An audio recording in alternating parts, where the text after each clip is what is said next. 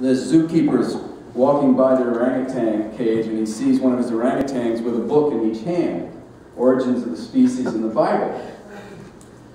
And he says, wow, you can read? That's amazing. But why are you reading those two books? The orangutan says, well, I just want to know if I'm my brother's keeper or my keeper's brother.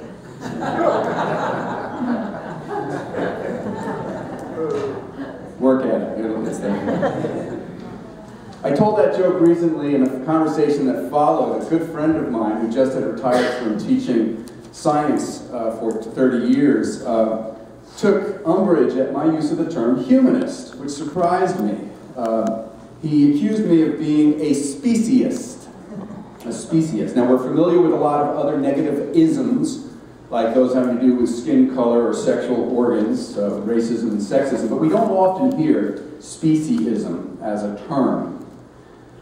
Fundamentalists who believe that human beings were specially created by God in His image and often will see humans as much better than animals, not always, but that's one form of speciesism, I think.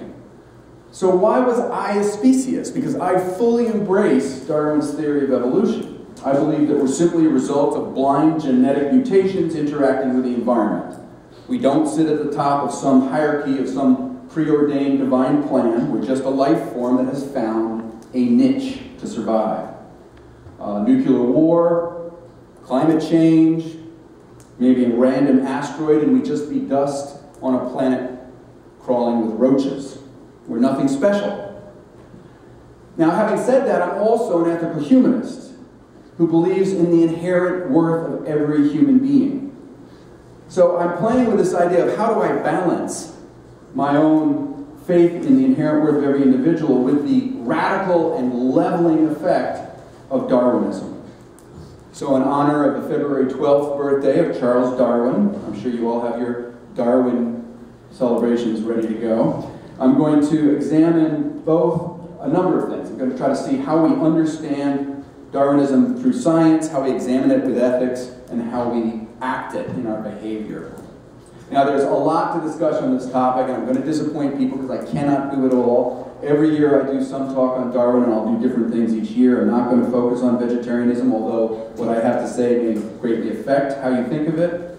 I'm not going to talk about something that Bob Kay and I agree on, and that is that we don't believe that animals are these little balls of innate angry energy ready to explode at any moment, that we're basically creatures that cooperate with each other.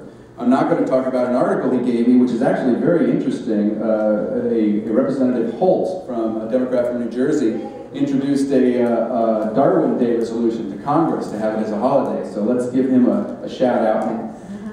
Now, of course, his Georgia fellow conservative Republican came out, Paul Brown, and said that he opposes this. He said, all that stuff I was taught about evolution and embryology and the Big Bang Theory, all of that is lies, straight from the pit of hell. Evolution, he added, is one of those, quote, lies to try to keep me and all the folks who were taught that from understanding that they need a savior. So that's the level of debate about Darwinism on Capitol Hill.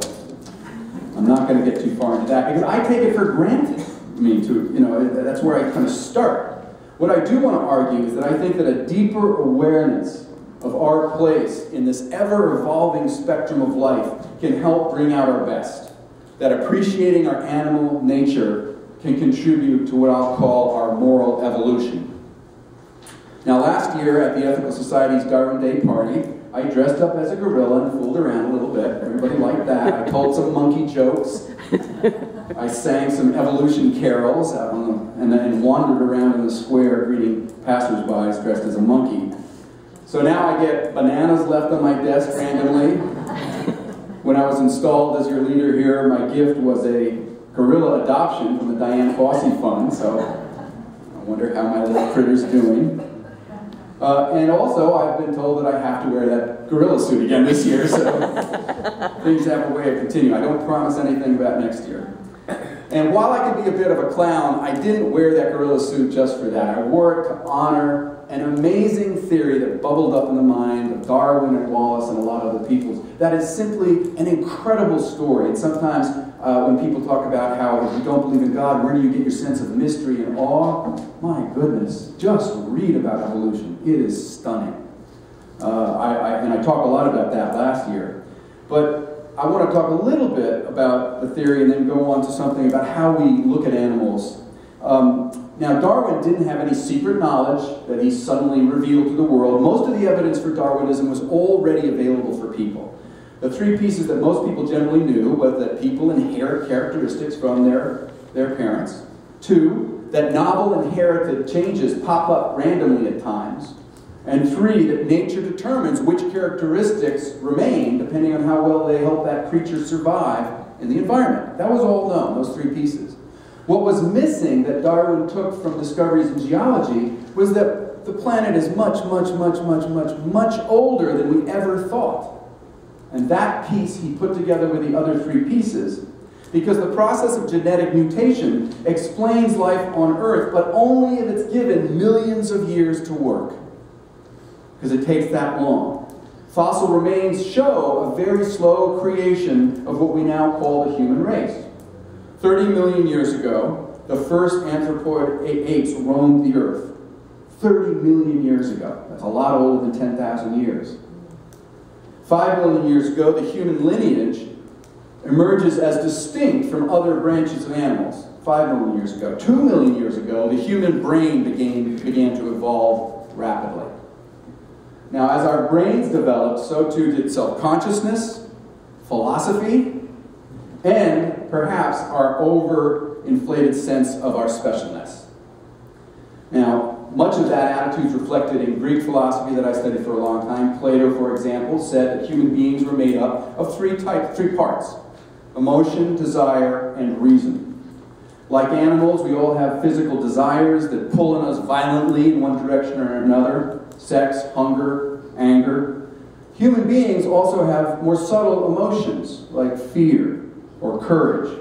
And according to Plato, only humans have reason. Reason, according to Plato, in alliance with emotion, teams up with emotion to control the more violent desires. And that makes us distinct from the animal kingdom. That was Plato's model. It makes us autonomous, rational, and ethical. Plato sometimes uses the metaphor of the chariot, where he says that we are like a chariot made up of these 3 pieces: one horse of desire, one horse of emotion, and a charioteer of reason. And the charioteer yells out at the horse of emotion, who obeys because it's not as wild, but the horse of desire needs the whip.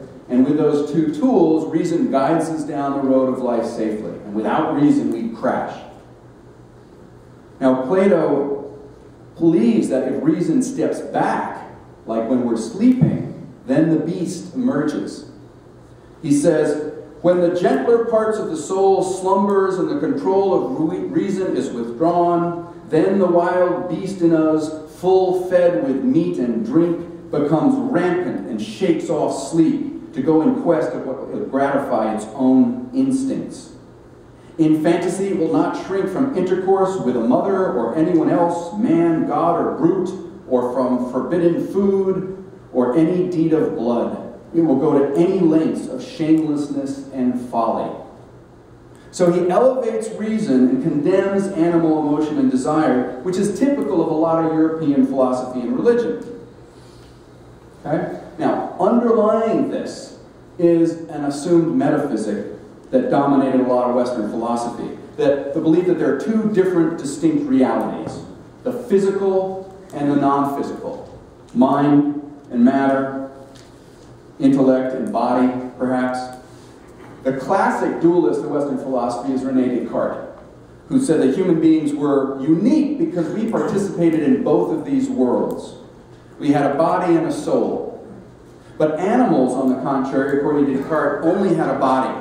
In fact, he thought animals were not even conscious, that they were in fact simply machines without any interior conscious experience or psychological motives. So obviously in that paradigm, you can do whatever you want with animals. You don't have to concern yourselves. They're just machines. Not all European philosophers went that far. Immanuel Kant and Baruch Spinoza both talked about the fact that we cannot simply be cruel to animals. But they did assume that human beings were much more than animals. So we don't have to concern ourselves so much. They both said animals are, quote, actually this was Kant, animals are, quote, entirely at the disposal of man. Now many cite personhood as the distinguishing human characteristic. They say that personhood is what humans have, and that makes us worthy of ethical consideration. Kant says, every rational being exists as an end in itself, not merely as a means to be used arbitrarily by this or that will. Beings whose existence depends not on our will but on nature have nevertheless, if they are not rational beings, only a relative value as means, and are therefore called things. On the other hand, rational beings are called persons inasmuch as their nature already marks them out as ends in themselves. In Lectures on Anthropology, he continues, he says that this hierarchy results from this. He says, the fact that human beings can have representation I raises him infinitely above all other beings on earth. He is a person, that is, a being altogether different in rank and dignity from things, such as irrational animals, with which one may deal and dispose at one's discretion. Now for me, Kant's language, that form, is discomforting because of the obvious and callous speciesism that it represents, allowing us to dispose of irrational animals without a second thought. But it's also discomforting because I am guilty of that kind of thinking. While I praise compassion and I try to minimize the harm I do to other creatures, I have blood on my hands, sometimes literally.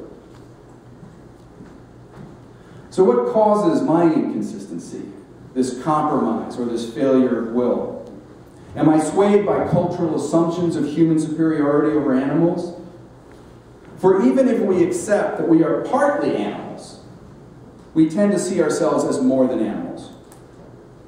Dante says that we're like a boat drawn up on the beach, half immersed in the natural world of water, and the other half thrusting up into consciousness. The existentialist Daniel Ortega says that we are made up of, quote, such strange stuff as to be partly akin to nature, partly not. Natural and extranatural, a kind of ontological centaur, half immersed in nature, half transcending it.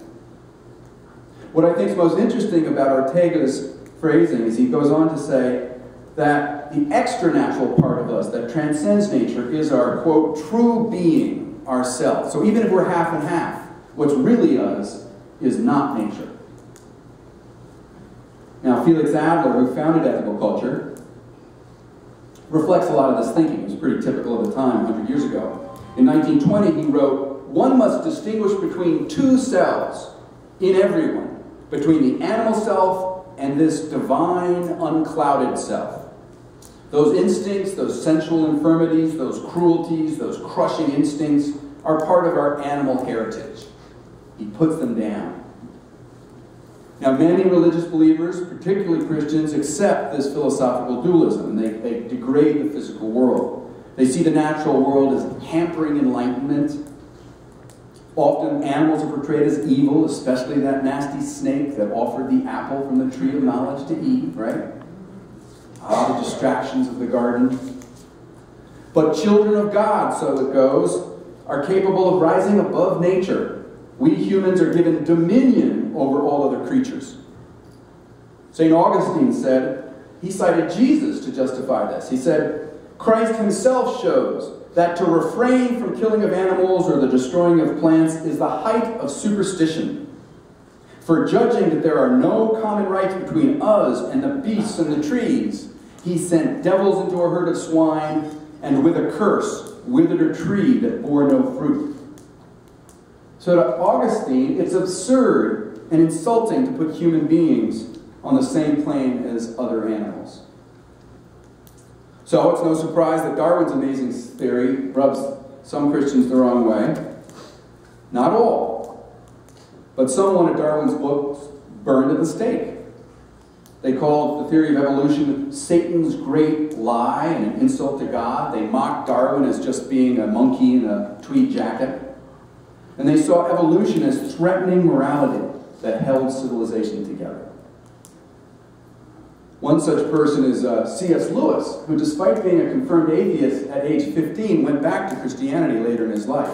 And he wrote an interesting poem called Evolutionary Hymn in 1951 that I read last year at our Darwin Day.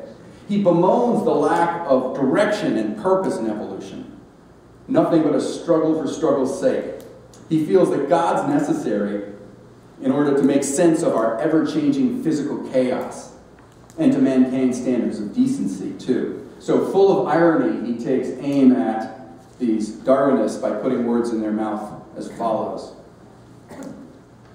Lead us, evolution, lead us up future's endless stair. Chop us, change us, prod us, weed us, for stagnation is despair. Groping, guessing, yet progressing, lead us nobody knows where. Wrong or justice, joy or sorrow, in the present what are they? While there's always jam tomorrow, while we tread the onward way, never knowing where we're going, we can never go astray. To whatever variation our posterity may turn, hairy, squashy, or crustacean, bulbous-eyed or square stern, tusked or toothless, mild or ruthless, toward the unknown God we yearn. Ask not if it's God or devil, brethren, lest your words imply some stable norm of good and evil, as in Plato, throned on high. Such scholastic, inelastic, abstract yardsticks we deny. Far too long have sages vainly glossed great nature's simple text. He who runs can read it plainly. Goodness equals what comes next. By evolving, life is solving all the questions we perplexed. Oh, then, value means survival. Value, if our progeny spreads and spawns and licks each rival, that will prove its deity. Far from pleasant by our present standards, though it well may be. Thank you, C.S. In that, you see Plato's dualism existing, where humans are lifted up out of the slime by God's hands and given direction. Humans are saved from the ugly and brutal and blind world of nature, brought into a world where cleansed souls sit on the right hand of God. In that sort of hierarchy, we try to climb away from the animal towards the divine. Now, not all religious views accept this hierarchy. That is clear. Gentle Buddhists accept animals with the same compassion as they do other human beings. Jains take pains not to take any life. In fact, they try not to even to walk on grass, lest they crush it. St. Augustine, with birds on his shoulder, told us to be great stewards of nature. And Pope John Paul II in 1979 called St. Francis a patron of ecology. Now, of course, for St. Francis, there's still a little bit of a hierarchy because it's before God that all creatures should bow, beast and man. So there's a little bit of a hierarchy, but at least it's not the same view towards animals. But this dualistic hierarchy now contrasts radically with the naturalism that I find in humanism. As attracted as I am to some Platonism that shows human beings as special, I'm a confirmed naturalist. I believe that there's one world, one universe that operates according to natural principles. I believe we understand this world better through science, empirical data, reason, and open dialogue. And most importantly, I reject a fundamental division between humans and other animals. And I even have to correct my language sometimes because I say human and animals as if they're two categories. Human and other animals, right? For many years, I drove that home when I taught moral philosophy in high school by showing films of chimpanzees and Jane Goodall's work. Wonderful, wonderful films. I teach about the discovery of tool making that she found, where prior to that, all human beings were defined as tool-making animals, but Goodall found that they made tools, and that prompted Louis Leakey to declare, we must now redefine man, redefine tool, or accept chimpanzees as human. Even more remarkable to me were those social complex interrelationships between the gorillas and between Jane Goodall and the gorillas and the other humans there. She had particularly close connection to a group of apes, and she named some of them: David Greybeard, Mike, Flo, and Flo had many children: Fabian, Phoebe, Freud, Fifi, and Flint. And to Goodall and to the apes, they appeared a lot like us. They shared hugs and kisses and tickles. They were sulking, or they could be angry. And like apes, they displayed personality and joy and sorrow and some level of reasoning. I was most moved by the expressions of grief in those films. When Flo died, her youngest child, Flint, moaned so much about it. A month later, he died.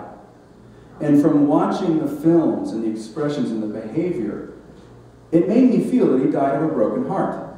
It seemed very much like stories and movies I read about humans. It wouldn't have decided Darwin. He wrote in The Descent of Man, "So intense is the grief of female monkeys for the loss of their young that it invariably caused the death of certain kinds."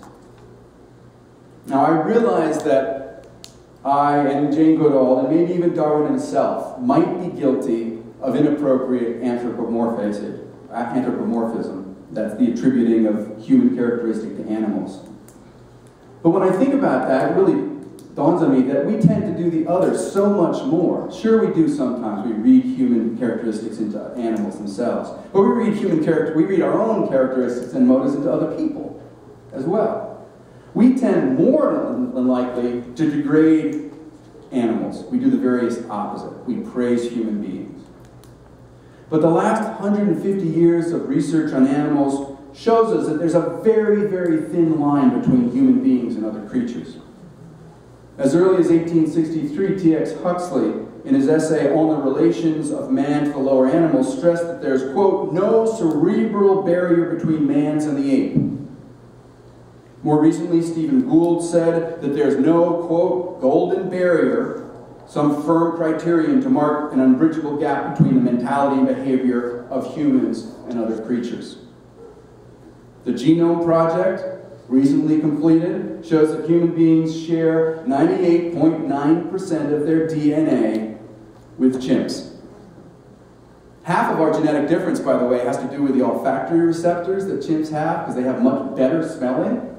So I figure that if we eliminate the sense of smell in chimps, we're halfway to creating a human. No? All right. It seems obvious that there's a broad spectrum of life forms, and we just happen to be one kind. And I want to move towards the ethical import of this. There's a great book written by Mary Midgley called Beast and Man, The Roots of Human Nature, where she says, we are not just like animals, we are animals. Animals are not machines. Whatever marvelous capacities we have, they're simply continuous with our human nature, not distinct from it. I mean, obviously we compete with, care for, eat, and use animals in all different sorts of ways. And I don't have time to discuss, like I said earlier, about eating things with eyes. My vegetarian children use that phrasing. I don't eat things with eyes. They won't eat oysters either, though. And I don't have time to talk about the barbaric cosmetic testing that still goes on, despite the efforts of PETA and other groups. But what seems clear is that if we deny our fundamental connection with all animals, it's easier for us to treat animals however we want.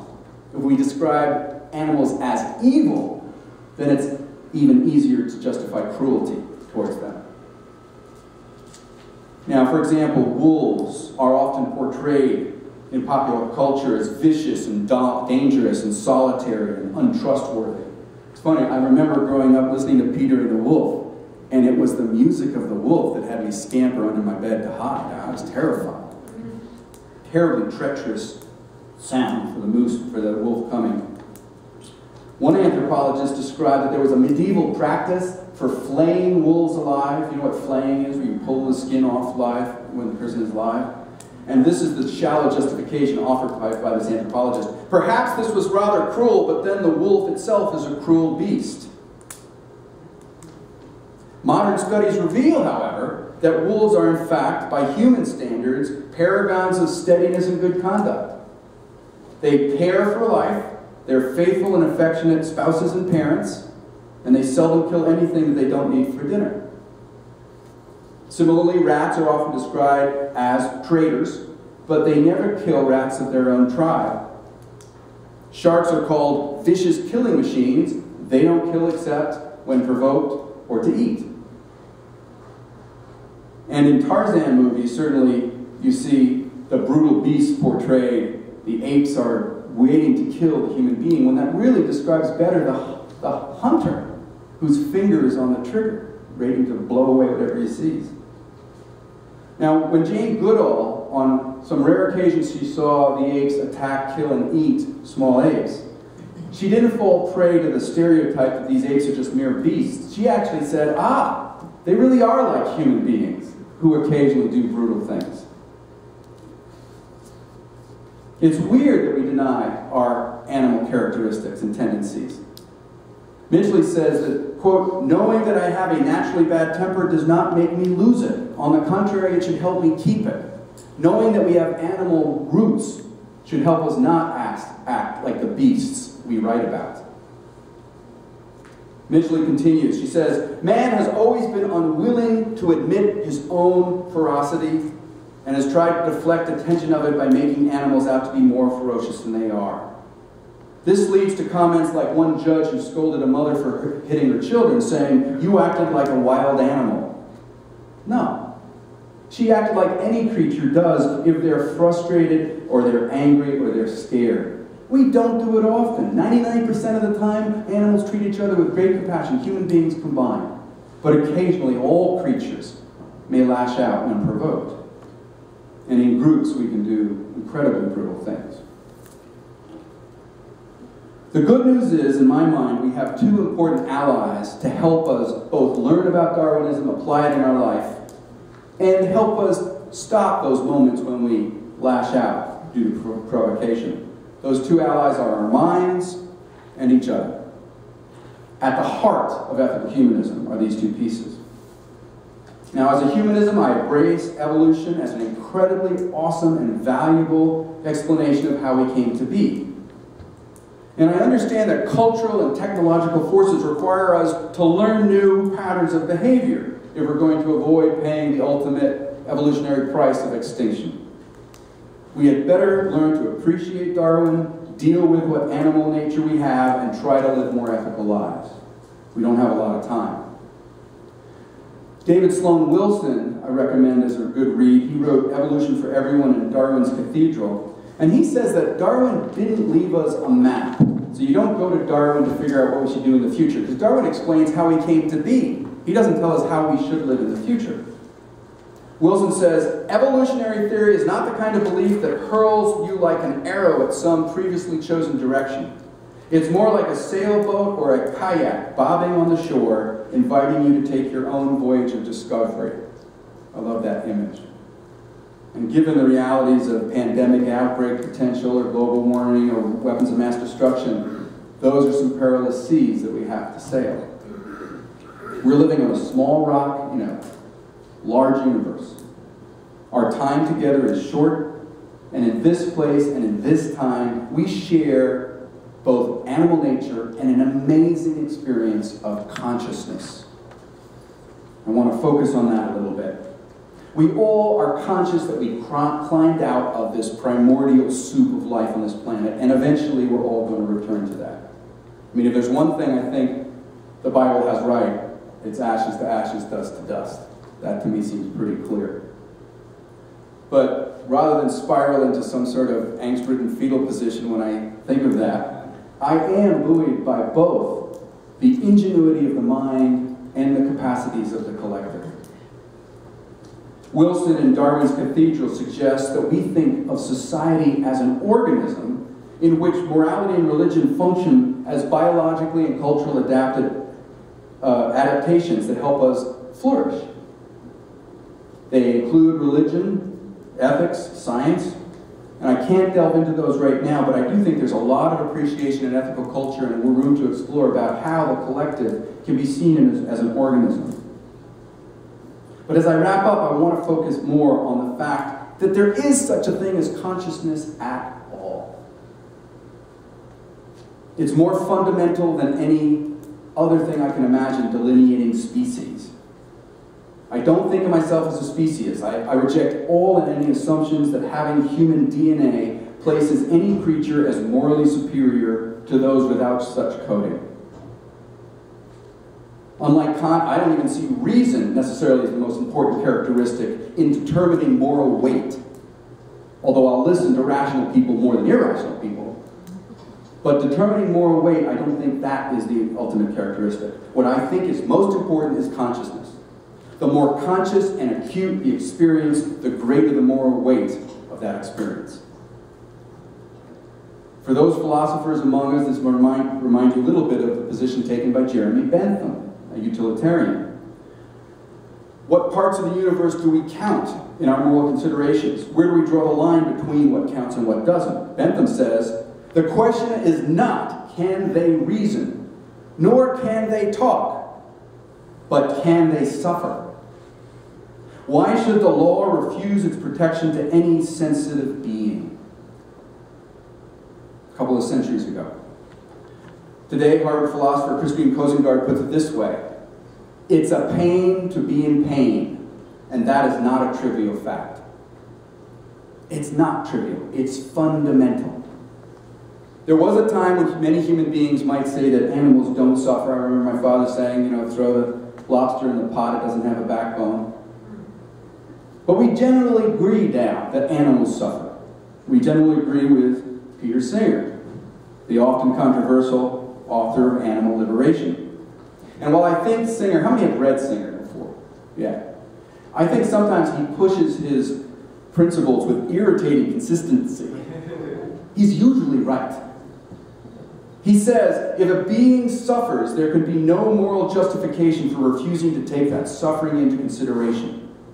No matter what the nature of the being, the principle of equality requires that its suffering be counted equally with the like sufferings, insofar as rough comparisons can be made of any other being. So we're all making this up as we go along, in the sense that, what do other creatures feel? What are they going through? You don't know that for sure. But that, to me, is the fundamental principle. Central to ethical humanism is the belief in the inherent worth of every human being. I embrace that without exception. But that doesn't mean I have to not include other animals in that consideration. My own embrace does not require me to limit such respect to my own species. Many ethical humanists include other creatures within our moral universe, but to me, again, it's a matter of degree. The more conscious, the more demanding of respect. Felix Adler cared a lot about consciousness. He said, I must help others in order to save myself. I must look upon the other as an ethical unit or moral being in order to become a moral being myself. And wherever I find consciousness of relation or consciousness, even incipient, I project myself upon that consciousness with a view to awakening in it the consciousness of universal connectedness. I feel that connectedness when I look into the ape's eyes. Adler continues, wherever I can hope to get a response, I test my power. Fields and trees do not speak to me, as Socrates said, but human beings do. Doubtless, stones and trees and animals and the physical world itself are but a screen behind which lies the infinite universe. There's Adler's Platonism. But the light of that universe, he goes on, does not break through the screen where it's made up of stones and trees and the lower animals. It breaks through, however faintly, where there is consciousness of relation, and wherever I discover that consciousness, I find my opportunity. I wonder what Adler would do had he spent time with the apes of the Gombe Reserve. Would he say, as I do now, fields and streams do not speak to me, but gorillas do? Would he see consciousness come through to him? Would he include his pet dog in his moral universe? Or Martha, his pet cat? As a species, will we evolve to appreciate the moral weight of all sentient beings? I don't think it's an all or nothing proposition, and goodness knows we don't live up to what we believe. So it doesn't necessarily mean we're going to turn around right away if we have this realization. I think as matter gets more complex, consciousness arises, and out of that dull beginnings comes awareness of surroundings, and then soon focused and acute self-awareness and awareness of others. So my working hypothesis is that ascending with awareness is the capacity to suffer and to feel pleasure and joy, and that's what matters most. We have to choose what matters most in our lives. Our intellect, far from giving us a free pass to do what we want, places on us profound responsibility. Ethical culture leader Jerome Nathanson writes, "Human nature is not merely the adaptation of a biological organism to the environment in which one finds oneself. One of the distinguishing characteristics, on the contrary, is that it can help adapt the environment to itself. It measures, it creates its environment, and in doing so, it creates itself. We can do so much more than apes. We can change our environment radically and are doing it. So how we do it is up to us. Are we going to nurture a healthy, sustainable planet that looks at other creatures in suffering with compassion?" Nathanson says, "Better than any age in the history of mankind, we are able to see the wonderful malleability and infinite plasticity of human nature. So far, we've molded ourselves to create art and armaments, poison and poetry, and what we create in the future will determine whether we live or not. From our animal nature, we are going to have to determine whether we're going to care about this planet and other creatures on it." Thank you.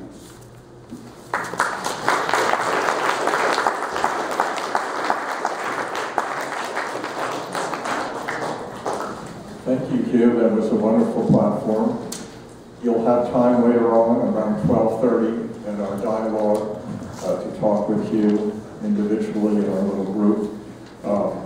Ask him any questions you want. The Ethical Society relies upon the financial support of its friends and members. Our hosts this morning are Harry Thorne and Bob